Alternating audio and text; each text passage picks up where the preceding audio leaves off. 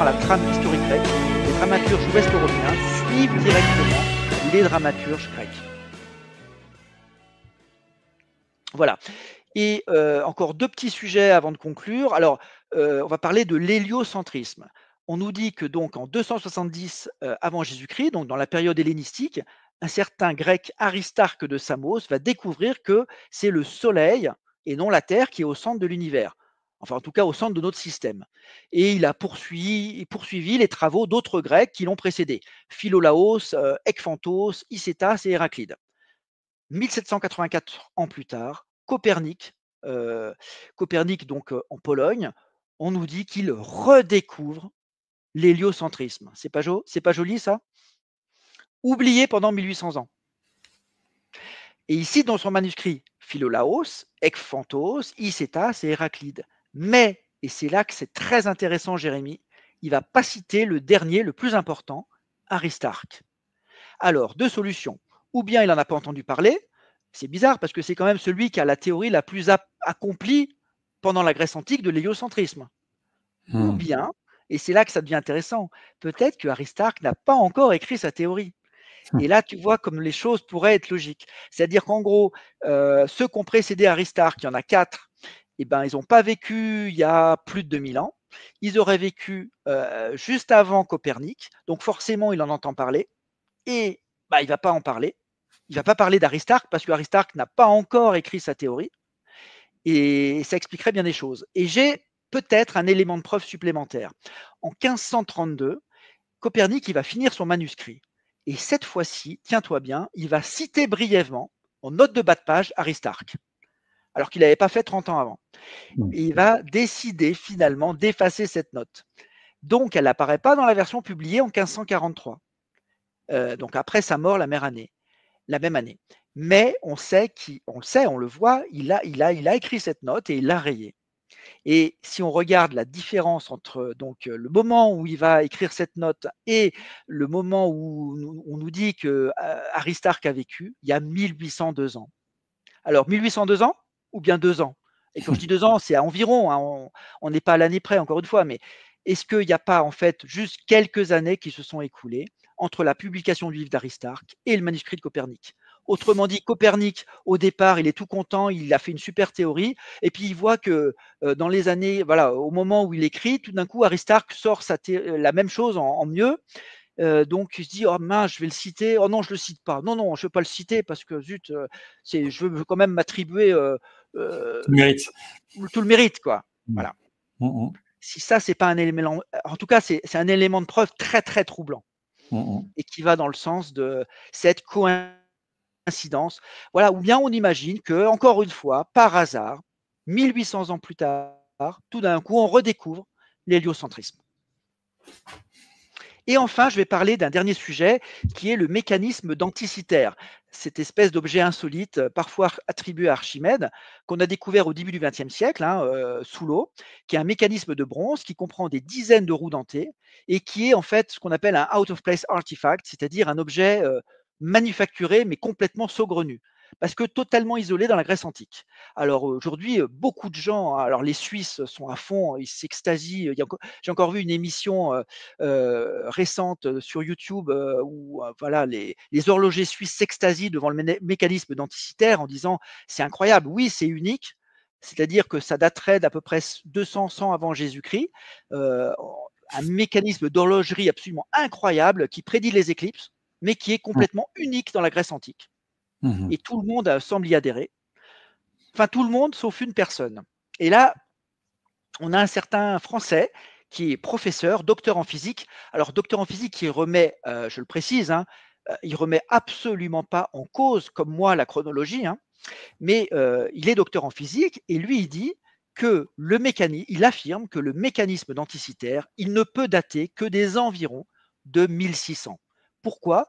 Parce qu'il est isolé, complètement isolé dans le monde gréco-romain, d'une part, et puis deuxièmement, surtout, il possède toutes les caractéristiques d'une horloge européenne de la fin du XVIe, début du XVIIe.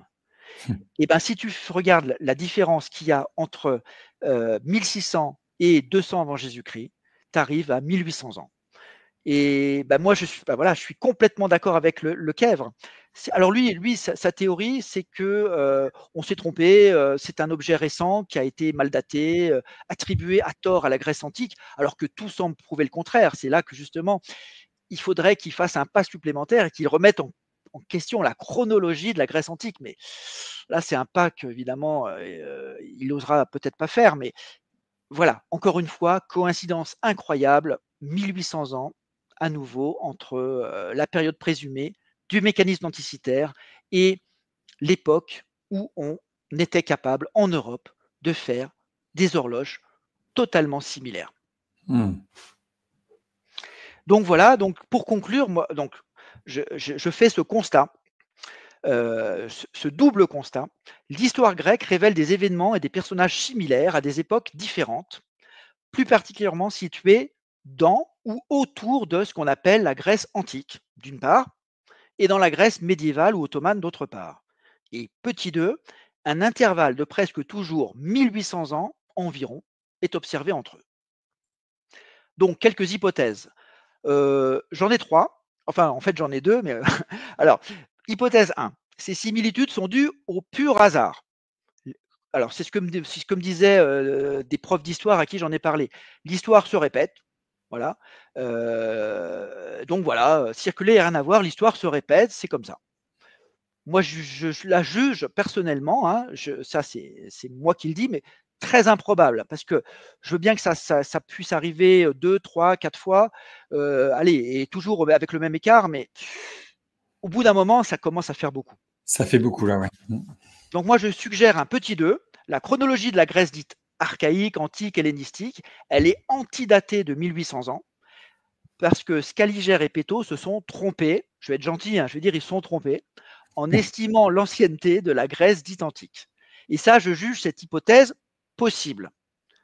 Alors, petit 3, moi, j'ai pas de petit 3 pour l'instant. Hypothèse bienvenue. Là, je fais un appel à tout le monde, voilà, aux Okay. internautes. Peut-être que je me trompe. Peut-être que je me trompe. Hein. Il y a peut-être une hypothèse 3 à laquelle je n'ai pas pensé. Je suis totalement ouvert au débat. Pour l'instant, aujourd'hui, en tout cas, je n'ai que l'hypothèse 2 qui me paraisse plausible. Donc, on va retenir l'hypothèse 2. Et je vais donner le principal point qui est en défaveur de l'hypothèse 2, évidemment, c'est que les datations au radiocarbone ou au carbone 14 soutiennent que la Grèce antique a eu lieu il y a environ 2500 ans. Voilà, ça c'est un fait scientifique. Le radiocarbone, tout ce qu'on peut dater, c'est-à-dire les restes humains, semble indiquer que l'histoire conventionnelle est juste et que tout cela est très ancien. Ok, je veux bien. Mais alors, ça n'explique pas toutes ces coïncidences. Est-ce qu'on ne pourrait pas imaginer qu'il y ait une erreur dans le radiocarbone, qu'on ne soit pas un peu emballé avec, comment dire, voilà, je pose la question. Parce qu'il y a quand même un principe, moi je vais donner le principal point maintenant en faveur de l'hypothèse 2. Bah, la probabilité que ces très très très nombreux événements, oui, j'ai fait une petite erreur, très nombreuses avec un X événements similaires, soient tous espacés d'environ 1800 ans par hasard, bah, elle est quasi nulle, quoi. Enfin, moi, je veux dire, c'est pas besoin d'être un génie en mathématiques et en théorie de probabilité pour se dire que, au bout d'un moment, si au bout de X fois, on constate que l'histoire se répète et que c'est toujours à 1800 ans d'écart, la probabilité que ça soit le hasard, ça devient nul à un moment. Ouais, il y a quelque chose. Donc, conclusion provisoire, hein, je dis bien provisoire, je suis ouvert au débat, jusqu'à preuve du contraire, posons cette hypothèse, posons l'hypothèse qu'il semble raisonnablement plus probable de penser que, c'est ce que j'ai mis en vert, la chronologie dite, apparemment dupliquée de la Grèce, soit le résultat d'une erreur de la part des chronologistes et que, partant, les datations au radiocarbone soient erronées, plutôt que de penser que, ce qui est en rouge, l'histoire grecque se répète de façon très étrange et avec acharnement, après un intervalle quasi constant de 1800 ans, par un simple effet du hasard.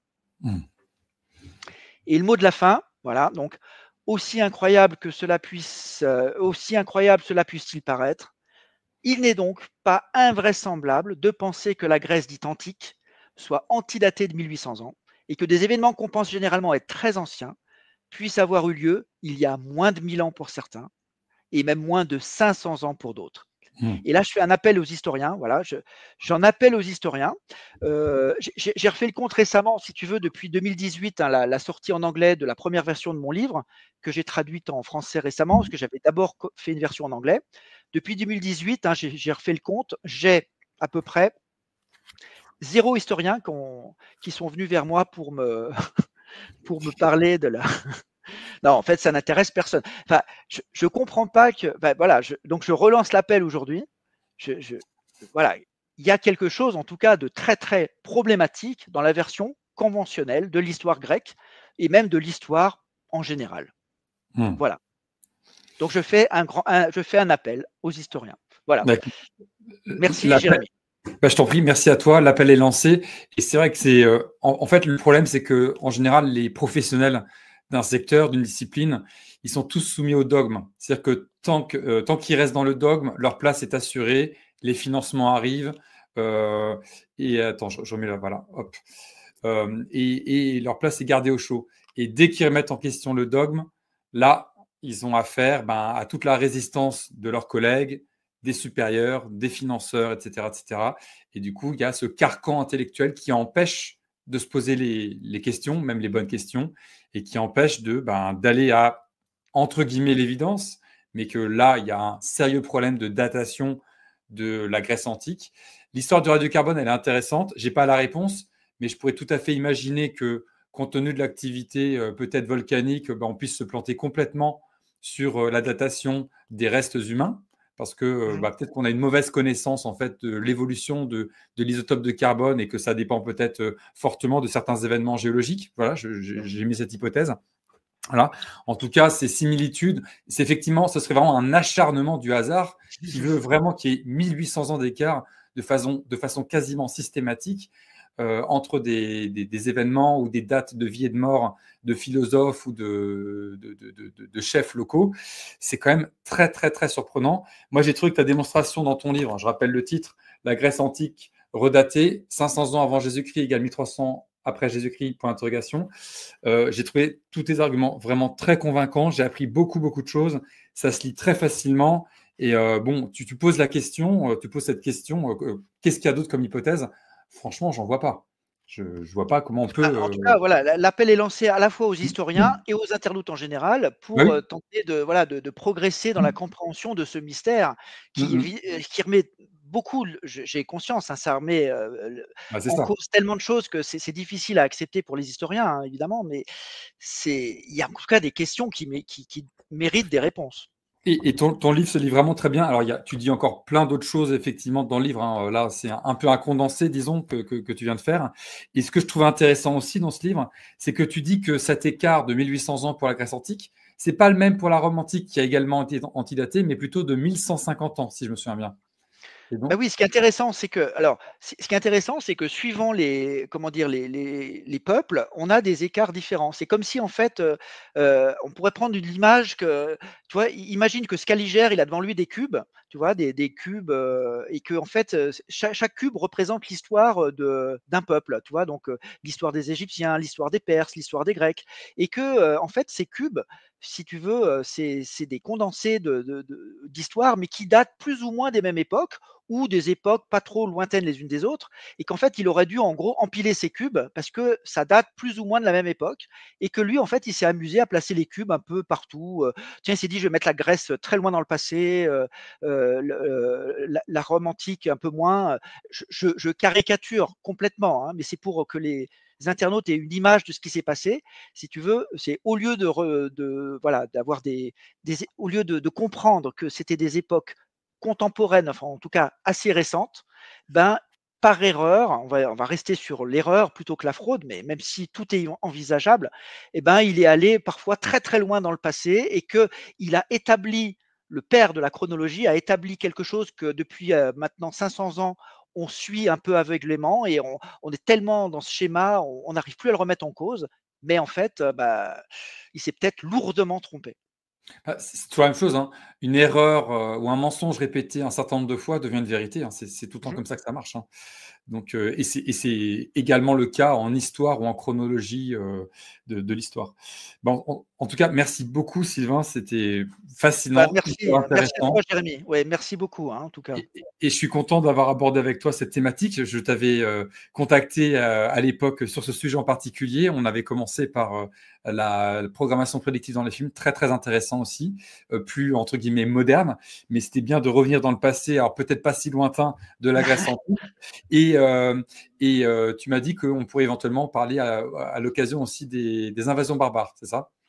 Oui, alors j'ai pas écrit de livre sur le sujet, mais j'ai aussi, un peu étudié, ce qu'on appelle les invasions barbares, hein, qui ont lieu, lors de la chute de l'Empire romain, Mmh. et j'ai constaté un écart. Alors c'est pas le même, c'est pas un écart de 1800 ans, hein. Tu disais les écarts sont pas forcément les mêmes, mais j'ai constaté un autre écart et donc pareil des doublons, très, très, fréquents à une époque beaucoup plus récente, et bah, avec plaisir, hein, moi si tu me réinvites, on pourra parler de ça, une prochaine fois avec grand, grand plaisir. Avec grand plaisir, oui, moi, de partager, puisque de mon côté, j'aime bien voilà, remettre, enfin, retracer un chemin vers la vérité, plutôt que de rester dans des mensonges répétés X fois, qui nous enferment dans une conception complètement erronée du monde. Et il me semble que une des façons de nous contrôler, c'est de nous mentir sur notre passé. Et donc là, il s'agit de remettre les choses proprement, tout simplement. Donc, un grand merci à toi, Sylvain. Eh ben, merci Jérémy.